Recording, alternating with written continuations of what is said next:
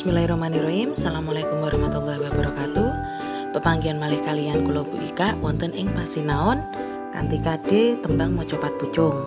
Dinten menika Bu Ika badhe mucal ginakaken platform Google Classroom kalian Google Meet. Sugeng mirsani.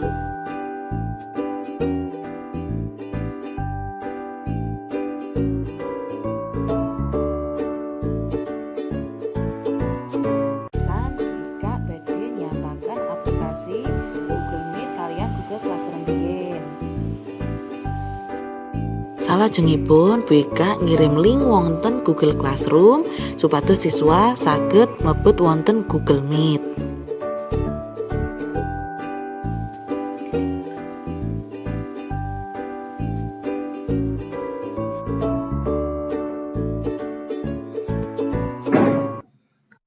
Bismillahirrahmanirrahim. Assalamualaikum warahmatullahi wabarakatuh.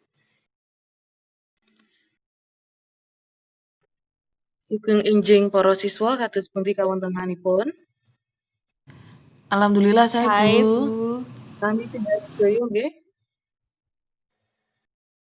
Nggih. Kangge pasinaon kala wingi wonten pitakenan napa mboten? Babagan Serat Wedhatama kala wingi sampun sami gamblang napa dereng? Sampun Bu. Nggih, sampun wonten pitakenan mboten?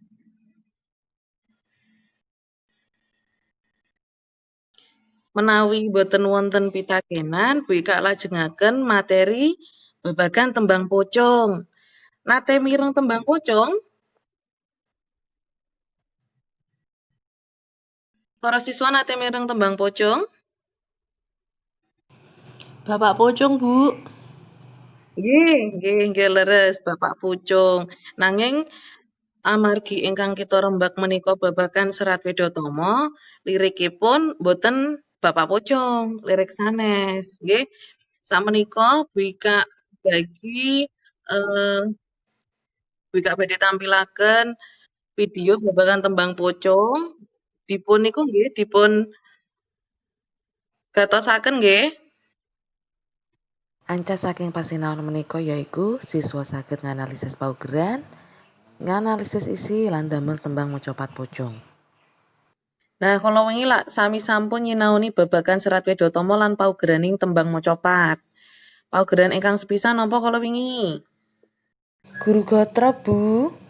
Wonten niku nggih, wonten paugeraning guru tembang mocopat wonten Guru Gatra, Guru Wilangan lan Guru Lagu. Guru Gatra menika cacahing gatra utawa baris. Cobi dipun tingali. Lirikipun tembang pocong. Gatra setunggal, ngilmu iku kalakone kanthi laku. Kalih lekase lawan kas. 3 tegese kas nyantosani. Sekawan setya budya pangekese dur angkara. Dados Guru Gatra salebeting tembang pocong wonten pinten para siswa?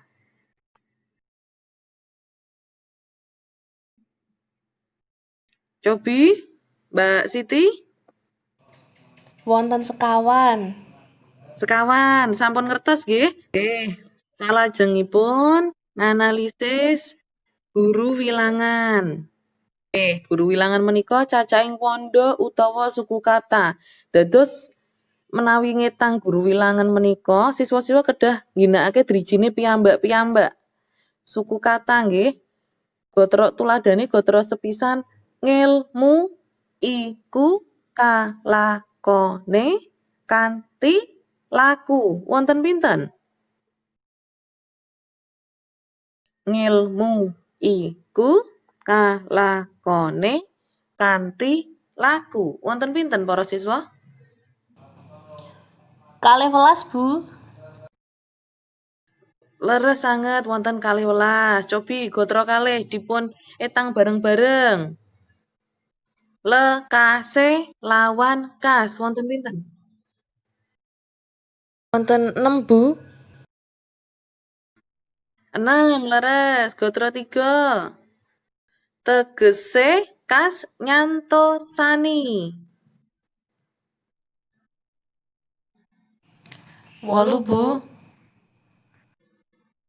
8 ingkang pungkasan cobi Mas Zaidan Setyo Budya pangekese dur angkara wonten pinten pondo niku ada berapa suku kata dalam baris keempat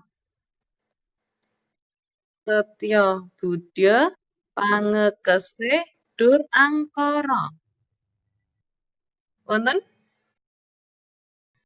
Wonten 12, Bu. nggih leres sanget wonten 12 matur suwun lajeng Bu Ika niku nggih lajengaken nganalisis guru wilangan nggih guru lagu menika tibaning swara ing pungkasaning gatra ingkang dipun gatosaken swara ingkang dipun setitikaken menika swanten vokal swara vokal ingkang kalebet swara vokal menika abjadipun napa mawon swanten vokal menika napa mawon A, I, U, E, O. A I U A I U E O nggih. Ngoten nggih. Nah, kala wau kan para siswa sampun nganalisis paugeraning tembang macapat to. Guru gatrane pinten, guru wilangane napa kemawon, lajeng guru lagune napa kemawon. Sakmenika Bu Ika suwun sami ndamel tembang pocong ginakaken basa piyambak nggih.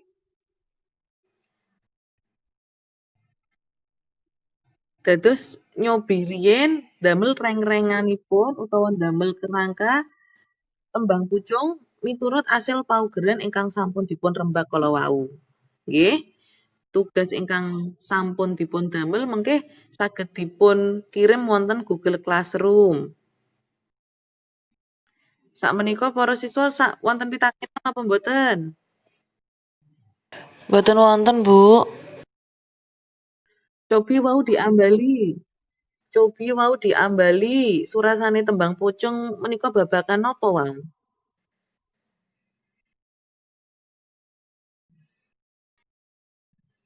Babagan ngelmu iku kalakone kanthi laku babagan babagan gayuh ngelmu luhur nggih gayuh ngelmu luhur kudu ngendhaleni angkara murka sampun cetha sedaya Sampun, Bu. Sampun, Bu. menawi sampun menika Google Meet Bu Ika cekapi niku nggih stay wonten Google Classroom nggih Bu Ika kirim share Bu Ika share niku link tugas kangge damel tembang pucung kala wau menawi mboten wonten pitakenan Bu Ika cekapi semanten benjang pepanggihan malih mugi-mugi tansah sehat